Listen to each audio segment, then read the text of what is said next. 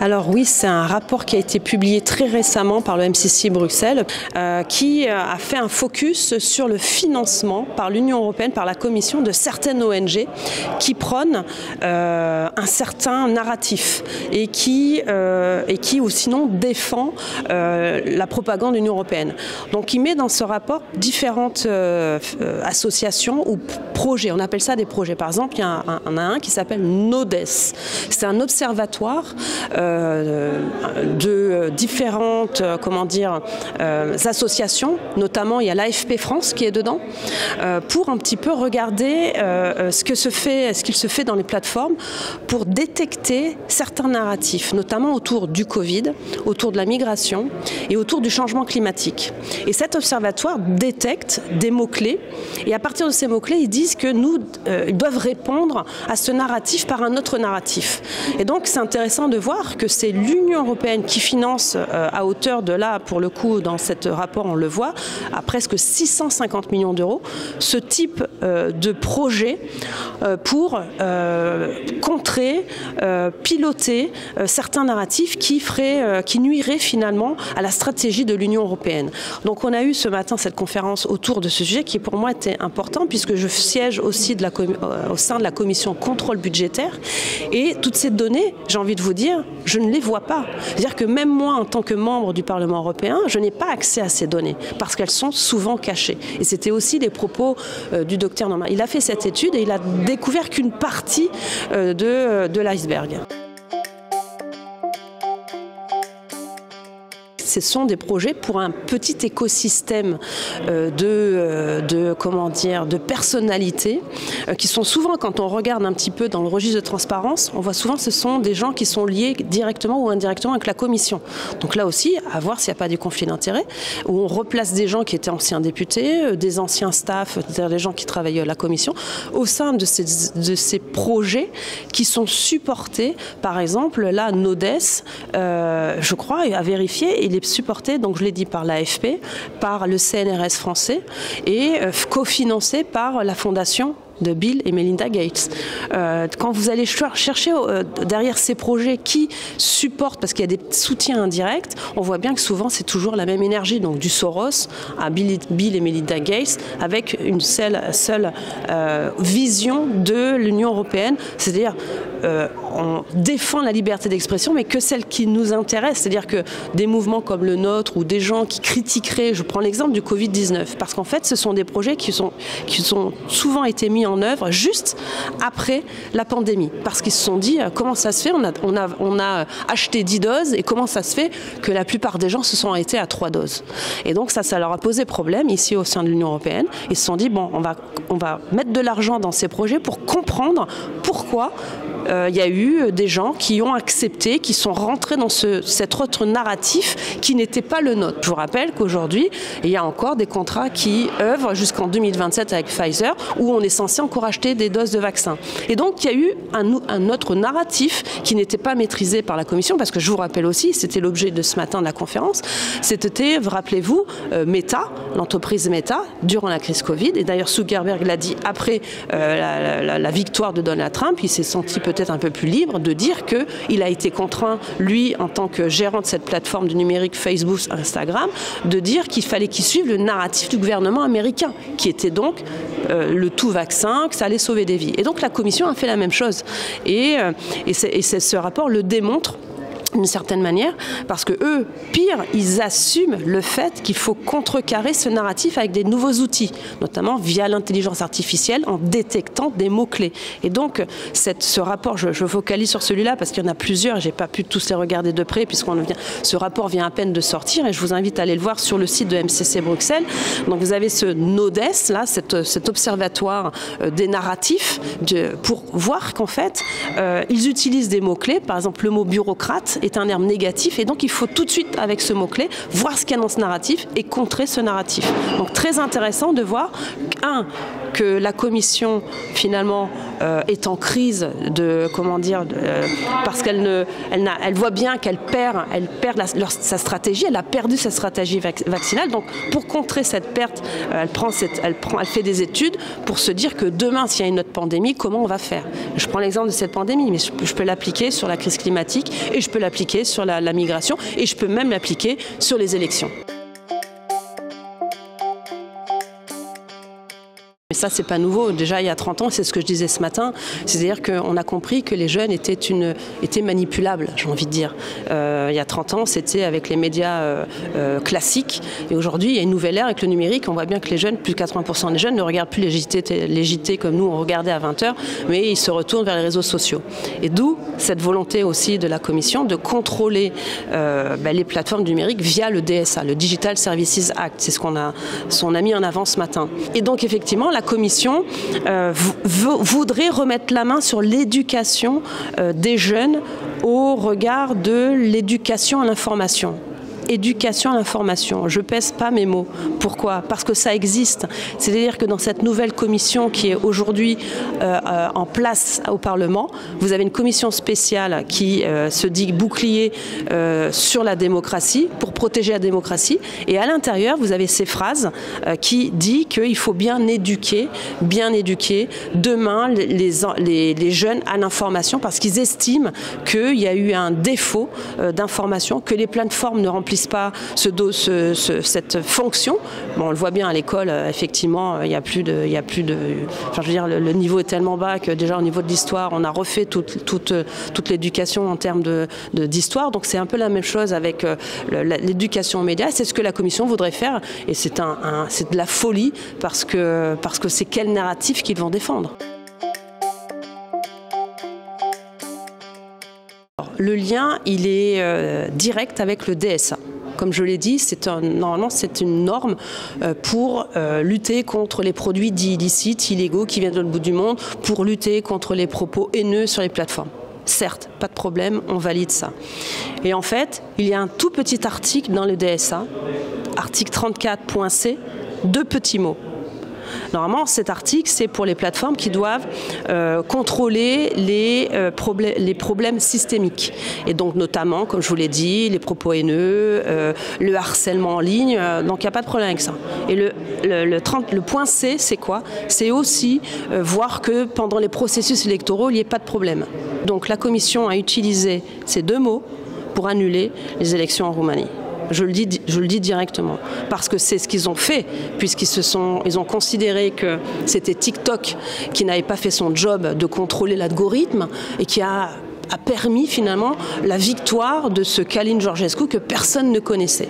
Et donc on a la commission marché intérieur, celle qui a mis en œuvre cette régulation, le DSA, j'en faisais partie, eh bien elle a convoqué TikTok, a attaqué TikTok, et elle a fait porter le chapeau à TikTok en disant c'est la faute de TikTok qui n'a pas contrôlé l'algorithme, qui n'a pas empêché des publicités concernant ce personnage, et donc ils ont annulé les élections. Je fais court parce que je pourrais en parler des heures, parce que c'est grave ce qui s'est passé. C'est-à-dire qu'on a annulé des élections sans preuve directe d'ingérence, parce que c'était ça aussi, problème d'algorithme et d'ingérence de pays tiers, notamment la Russie. À ce jour, j'ai lu tous les rapports, hein. Il n'y en a pas beaucoup, il y en a 2. Viginum et le rapport de la Commission de Venise, eh bien, il n'y a rien, il n'y a pas de lien direct. Par contre, ce qu'on a découvert, et là, il n'y a plus personne qui en parle, c'est que c'est le parti au pouvoir, le PNL, hein, le parti du président qui était encore à l'époque président, qui a financé une campagne pour pousser des partis dits d'extrême droite pour finalement l'avoir au second tour. En gros, c'est quoi? C'est-à-dire que, par exemple, vous avez les républicains qui veulent passer au second tour, qui financent sur la plateforme TikTok le parti de Mélenchon et notre parti. Okay, et ils se disent, un des deux, ça serait bien qu'on l'ait au second tour, pour pouvoir gagner le second tour. Et bien, ce qui s'est passé, c'est que c'est les Républicains qui ont dégagé, et vous avez eu au second tour Mélenchon, Marine Le Pen. Et ça a été panique panique dans la demeure en Roumanie. Qu'est-ce qu'ils ont dit? On ne peut pas l'accepter, on ne peut pas prendre ce candidat ou l'autre, donc on annule tout et on va utiliser TikTok. C'est ça ce qui s'est passé en Roumanie. Et je le rappelle parce que pour moi, par rapport à tout ce qui a été dit ce matin, je vous l'ai dit, j'ai expliqué que le financement d'ONG, comme je viens de le décrire, c'est pour propager un discours, pour faire accepter aux gens d'épouser cette stratégie et d'aimer finalement cette commission et de voter pour les gens qui défendent ce programme. Et en parallèle, vous avez la censure par la DSA qui empêche les gens de s'exprimer, de critiquer. Et ça aussi, c'est assumé par la Commission. Et la résultante, et ça a été là pour moi l'étape supplémentaire, c'est bien, ça n'a pas marché les NGO, ça n'a pas marché le DSA, eh bien on annule les élections. Et on utilise le DSA. Voilà un petit peu le pulse qu'il faut remettre en place pour comprendre ce qui s'est passé et surtout comprendre ce qui va se passer demain si on laisse faire. Parce que c'est ça, vous l'avez vu pour la Roumanie, vous avez vu le Thierry Breton qui a dit « on l'a fait en Roumanie, on le fera en Allemagne ». Et ce qui s'est passé au deuxième tour en Roumanie, je veux dire, quand vous avez le patron de Telegram qui dit qu'il a eu des pressions des autorités françaises, je pense qu'il ne l'a pas inventé, parce qu'il a été placé en garde à vue. Donc il sait ce qu'il peut craindre des autorités françaises. Donc il y a une crise, une commission qui est en crise. Parce qu'effectivement, à chaque élection, ils perdent du pouvoir. Ils l'ont perdu, là, encore aux dernières élections. Hein. Je fête ça parce que nous sommes le 11 juin, mais c'était le 9 juin, il y a un an. Nous sommes maintenant, les groupes Les Patriotes, la troisième force politique au sein du Parlement européen. Ils sont obligés de faire avec nous. Et ça les dérange.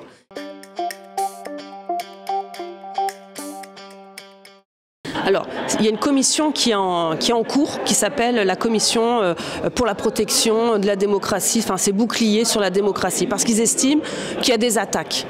En fait, toutes les élections que vous avez vues depuis 2 ans, pour eux, les résultats sont une attaque, comme ils n'acceptent pas finalement le vote du peuple, puisque la plupart de ces résultats démontrent qu'il y a une volonté de partis plus souverainistes, de partis plus à prôner la protection de leurs frontières, de partis qui prônent plus la volonté de sécuriser leurs citoyens plutôt que d'ouvrir à tout le monde. Et donc, cette perte de pouvoir a créé cette commission, et cette commission veut utiliser le DSA, comme je le disais, pour continuer à étouffer toutes ces voix dissidentes. Et ce qui est intéressant dans cette commission, elle l'écrit noir sur blanc, elle veut lutter contre toute stratégie de pays tiers relayée par des politiciens ou des partis politiques à l'intérieur de l'Union européenne qui critiquerait, qui remettrait en question les objectifs de l'Union européenne. C'est écrit noir sur blanc dans ce rapport qui a créé cette commission provisoire qui est présidée par Madame Loiseau, donc c'est la marionnette d'Emmanuel Macron, et donc on voit bien l'objectif. Et c'est écrit encore noir sur blanc, et ça va résulter donc cette commission spéciale d'une structure institutionnelle, le bras armé de l'Union européenne, de la Commission, et moi j'ai envie de dire ça sera le nouveau ministère de la vérité, où dedans, il y aura ce contrôle des médias, c'est écrit noir sur blanc, l'éducation des jeunes à l'information et le contrôle des élections. C'est pour cette raison aussi, et si j'ai l'opportunité de conclure par ça, c'est de dire, moi j'invite et je supporte tous les médias alternatifs qui sont vraiment libres, qui font ce qu'ils veulent, qui ne dépendent pas de fonds de l'Union européenne, qui dépendent de fonds de ceux qui ont envie de prôner notre stratégie. Donc moi, c'est pour ça que je suis contente d'être avec vous et je défends aussi TV Liberté, je défends tous ces médias alternatifs qui sont finalement les plus libres parce qu'ils ne dépendent de personne, ils dépendent que de ceux des citoyens qui font un don, d'associations qui aussi aident, parce que c'est comme cela, je pense que ça nous permettra d'avoir un vrai débat libre et exclu de toute emprise par rapport à des finances d'une commission, d'une association qui nous empêcherait finalement cette vraie liberté d'expression. Alors moi, au niveau du Parlement, j'ai différents outils, notamment cette conférence. C'est un outil. Parce que voilà, après on fait des interviews, on a fait venir beaucoup de monde ce matin, il y avait plus de 150 personnes. Ils repartent avec des idées, ils repartent avec des échanges, ils repartent avec des cartes, ils repartent en se disant tiens voilà ce que j'ai appris ce matin, je vais aller voir sur le site de MCC Bruxelles ce rapport et donc c'est du contenu. Et après peut-être le partager à d'autres. Donc ça, c'est déjà une première chose. Moi aussi, c'est de poser des questions écrites à la commission. C'est de faire des interventions, c'est de faire des vidéos, c'est ce que j'ai dit ce matin. Savoir, tous, on a du savoir, mais c'est de le faire savoir. Il faut qu'on communique. C'est pour ça que pour moi, c'est important la communication. Et je dirais en tant que citoyen, parce que je le suis aussi, c'est de supporter les médias alternatifs, de soutenir ces médias qui souvent sont bénévoles et qui permettent de donner un autre point de vue. Le point final, c'est d'aller voter. Parce que vous le voyez bien, et moi je le vois, à chaque jour je le vois, et d'ailleurs vous le voyez, démocratie en action. C'est pas la question du climat, c'est pas la question de la pauvreté dans le monde. Là, on parle de vote. C'est ça le vrai message. Ils ont peur du vote. Ils ont peur du vote des gens. Et c'est ce qu'a dit un de mes collègues, s'ils pouvaient dissoudre le peuple quand il vote mal, ils le feraient. Donc c'est ça l'acte citoyen. Ne pas perdre espoir et surtout d'aller voter le jour J. Voilà ce que j'ai envie de dire.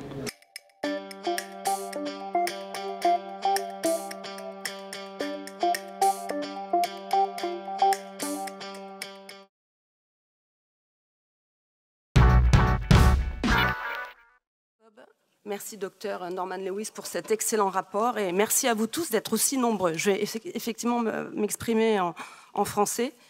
C'est plus facile pour moi parce que le sujet est trop important pour rater des mots et je remercie les interprètes d'être présents. Effectivement, j'ai souhaité organiser cette conférence parce que vous le savez, c'est un sujet que nous avons en commission compte, dont je fais partie et qui a fait couler beaucoup d'encre depuis cette année avec le rapport, comme Jacob l'a mentionné, le rapport de la Cour des comptes qui met en avant cette problématique de la gestion de la commission qui est floue, qui est non transparente, mais on le savait puisque nous avons aussi eu cette décision de justice contre Madame van der Leyen qui cache ses SMS. Donc c'est un sujet intéressant et moi je vais l'aborder d'une autre manière parce que, et ce rapport je vous invite vraiment à le lire, et également l'autre de monsieur Thomas Farcy qui déjà mettait un pavé dans la mare avec un autre rapport qui déjà mettait en avant cette problématique de la non-transparence et de toutes ces ONG. Celui-ci donc va plus loin puisqu'il démontre la machine de propagande. Le mot propagande, vous savez, c'est un terme qui est très ancien, qui a été utilisé par beaucoup d'Américains, notamment au cœur de la démocratie libérale américaine, avec 2 livres qui sont emblématiques, de Noam Chomsky, La fabrique du consentement, et l'autre de Bernays sur la propagande. Et en fait, un mot qui est plutôt péjoratif est aujourd'hui complètement assumé par la Commission, parce qu'elle a un objectif. Et pour introduction, je vais vous lire un article du Monde diplomatique de 1996, pour vous dire qu'on n'a rien inventé, que la machine, effectivement, de propagande n'a pas fonctionné, puisqu'il y a eu des moments historiques où le peuple a refusé cette machine. Cette machine qui pousse la fédéralisation de l'Union européenne, avec des référendums qui ont dit non à la construction de cette Union européenne, et des votes, parce qu'effectivement, la montée, vous l'avez dit, des partis dits populistes fait qu'il y a une réticence à cette construction de l'Union européenne comme Bruxelles le veut.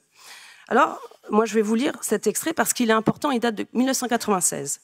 La communauté européenne du charbon et de l'acier, dans son ensemble et la haute autorité en particulier, dépense des sommes croissantes pour amener des journalistes à suivre les débats de l'Assemblée commune ou à assister à des journées d'études, conférences de presse ou autres manifestations pour convaincre les journaux, et non des moindres. Elle n'hésite pas à prendre à sa charge les frais de voyage des rédacteurs. Elle offre aux mêmes journalistes une indemnité journalière qui couvre largement leurs frais d'hôtel et d'entretien. Des journalistes sont invités à écrire des reportages sur tel ou tel aspect de la CECA ou de son œuvre. L'organisation européenne achète ces reportages et les publie dans des revues moyennant paiement. Rien en effet n'a changé depuis 30 ans dans les relations des institutions européennes avec la presse. Je relis un autre extrait de cet article parce qu'il est vraiment important. Je vous invite, je vous le partagerai parce que tout est écrit et rien n'a changé. Après la signature du traité de Rome en 1957, la doctrine sera peaufinée et durcie. Le service d'information doit poursuivre une action d'ensemble assurant la formation et le développement d'un climat favorable dans l'opinion et une véritable éducation du public en recourant à tous les moyens modernes d'expression. Un groupe de porte-parole est créé en marge du service d'information. Il aura la responsabilité de l'opportunité d'informer et le monopole de l'orthodoxie. Tout était déjà dit en 1996. 2 cibles étaient à l'époque prioritaires, et vous l'avez mentionné, et ils sont toujours les mêmes. Les jeunes et les femmes. Les jeunes parce qu'ils sont stratégiquement judicieux d'agir là où la résistance est plus faible.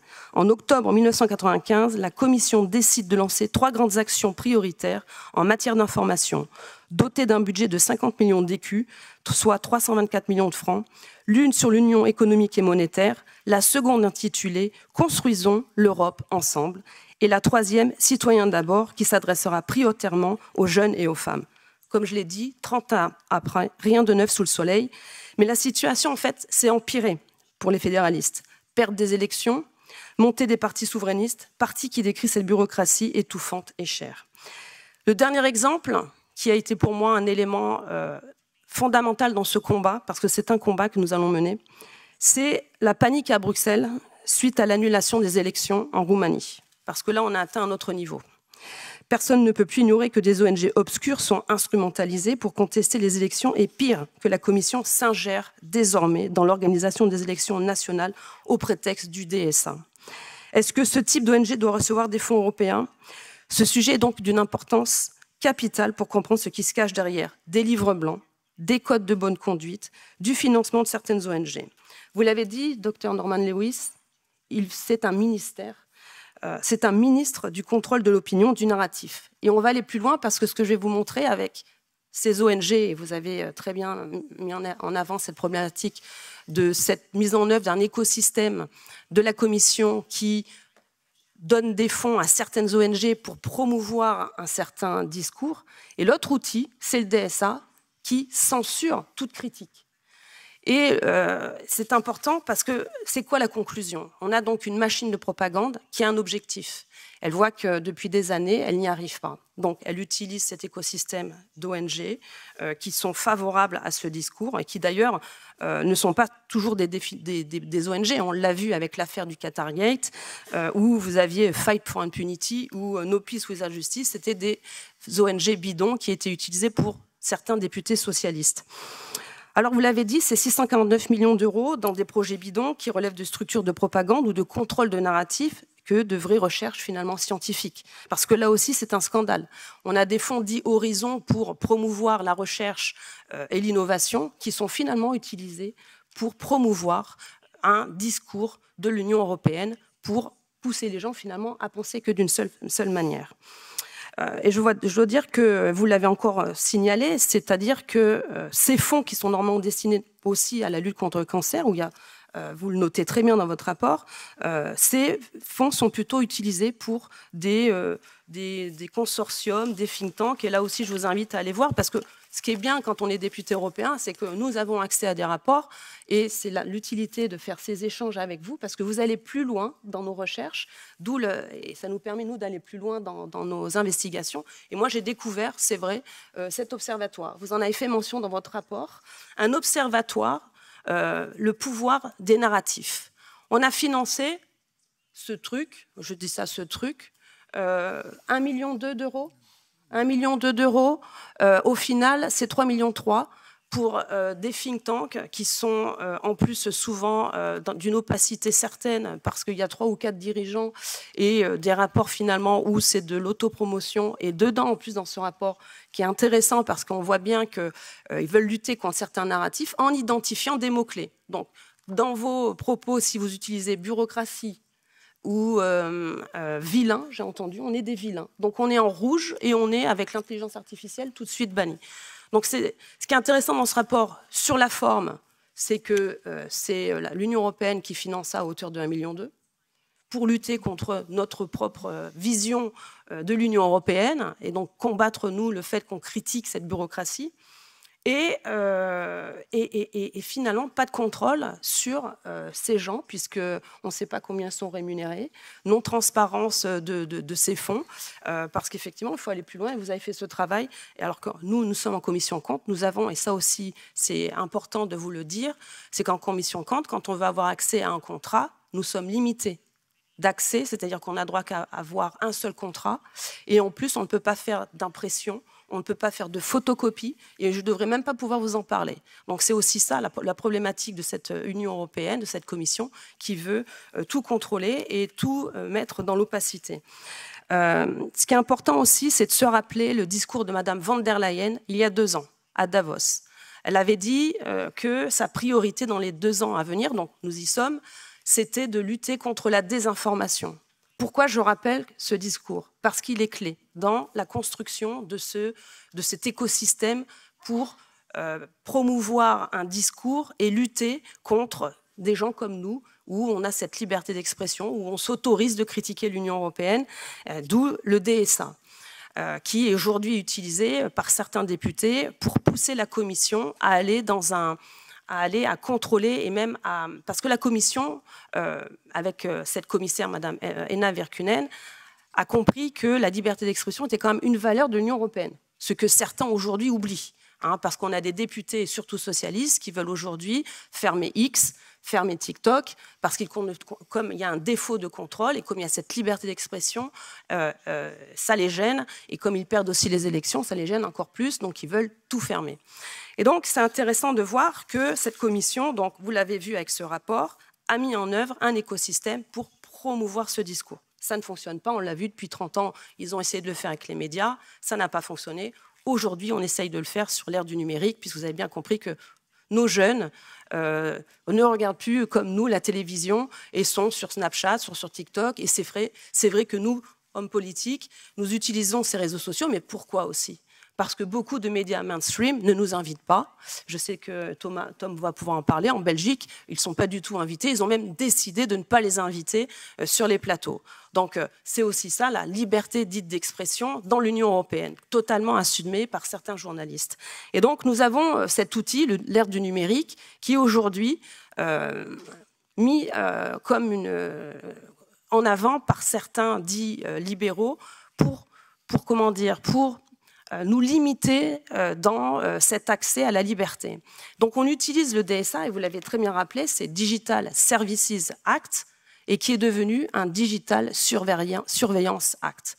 Ce Digital Services Act, il a été négocié dans une commission qui s'appelle Marché intérieur. Il n'a pas été négocié dans la commission Liberté. Il n'a pas été négocié dans une autre commission culte au regard des médias. Il a été négocié dans cette commission. Et pourquoi? Parce qu'au départ, c'était un document qui était pour réguler les marchés intérieurs au regard des pays tiers qui envahissaient le marché de produits dits illicites, illégaux, de la contrefaçon, et aussi pour limiter notre marché. Ce qui n'était pas finalement très négatif. Mais au fur et à mesure de la construction de ce document, il y a eu le rachat par Elon Musk de Twitter, ce qui a posé problème à M. Thierry Breton quand on négociait. Et au fur et à mesure de l'écriture de ce dossier, on a bien vu qu'il y avait des amendements qui ont poussé à refaire le texte pour limiter la liberté d'expression, avec notamment les signaleurs de confiance. Vous en parlez dans votre rapport. Qu'est-ce que c'est des signaleurs de confiance ? Là aussi, c'est un débat aussi qu'on va devoir mettre aussi en avant. Des autorités nationales, donc ici en France c'est l'ARCOM, vont décider qui va pouvoir signaler à la Commission ce qui est bien ou pas bien dans vos propos sur les réseaux sociaux. Je vais vous donner une anecdote. En France, un signaleur de confiance a été agréé.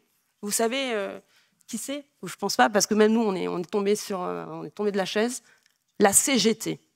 La CGT est devenue signaleur de confiance. La CGT, c'est quoi? C'est un syndicat communiste qui, d'ailleurs, passe son temps à nous attaquer.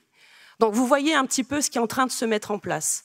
Donc un écosystème donc avec des ONG qui sont financées, et là vous l'avez dit, 649 millions d'euros, c'est juste une partie de l'iceberg. Il faut qu'on va creuser plus loin pour voir ce qui se cache derrière, parce que comme je vous l'ai dit, il y a des faux think tanks, il y a des fausses ONG.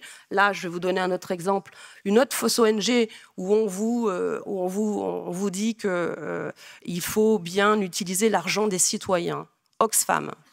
Ça vous parle, je pense qu'en Belgique aussi, vous connaissez cette ONG qui est là pour lutter contre la pauvreté dans le monde. Très bien, c'est beau, c'est une belle cause. Ces gens sont payés, les cadres dirigeants, entre 50 000 et 150 000 euros. Or, la définition d'une ONG pour la Commission, c'est de faire du bénévolat. Une autre définition, normalement, de la Commission pour octroyer des fonds à ces ONG, c'est ne pas faire d'activité commerciale. Or, Oxfam revend des produits. Très bien. Et cela ne l'empêche pas de percevoir des fonds. Autre point dans la définition des ONG, parce que la Commission a essayé de définir ce que c'était une ONG, c'est de dire qu'ils ne soient pas partisans, ni politisés, ni syndiqués. Or, si vous regardez un petit peu l'historique de Oxfam, l'ancienne porte-parole s'appelle Manon Aubry, comme un curieux hasard. Et aujourd'hui en France, celle qui pilote l'Oxfam France, c'est Cécile Duflot, une écologiste. Donc qu'on arrête de nous prendre pour des idiots, ces ONG, la plupart du temps, sont politisées. Et ce qui est intéressant dans le rapport aussi de la Cour des comptes, c'est de voir que finalement dans toutes ces ONG, il y a un tiers qui récupère le maximum de fonds de l'Union européenne. On a demandé à avoir cette liste, parce que c'est notre argent, c'est votre argent. Eh bien, la Cour des comptes n'a pas souhaité répondre à cette demande, et ainsi que la Commission.